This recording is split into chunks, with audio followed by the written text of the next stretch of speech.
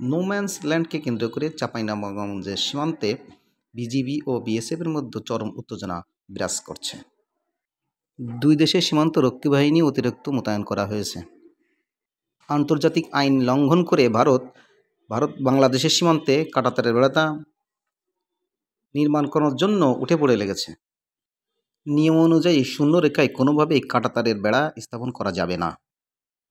সাধারণত নোম্যান্স ল্যান্ডে কাঁটাতারের বেড়া নির্মাণ করা হয় 150 গজ দূরে, কিন্তু ভারত সেটা না মেনে 30 গজ, কোথাও 40 গজ, কোথাও 50 গজ দূরে কাঁটাতারের বেড়া নির্মাণ করতে চাচ্ছে, যার ফলে উত্তেজনা বেড়েছে।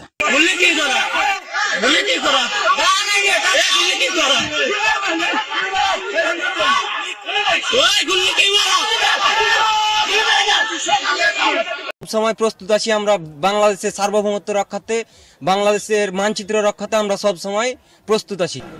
বাংলাদেশ সরকার চায় যেন ভারতের সাথে সুসম্পর্ক বজায় থাকে, কিন্তু ভারতের সাথে সেটা কোনোভাবেই মনে হচ্ছে পেরে উঠে যাচ্ছে না। তারা গা বেঁধে ঝগড়া করতে আসছে। বাংলাদেশ সীমান্তে তারা কাঁটাতারের বেড়া নির্মাণ করতে যাচ্ছে। এটা আসলে শুভনীয় লক্ষণ নয়।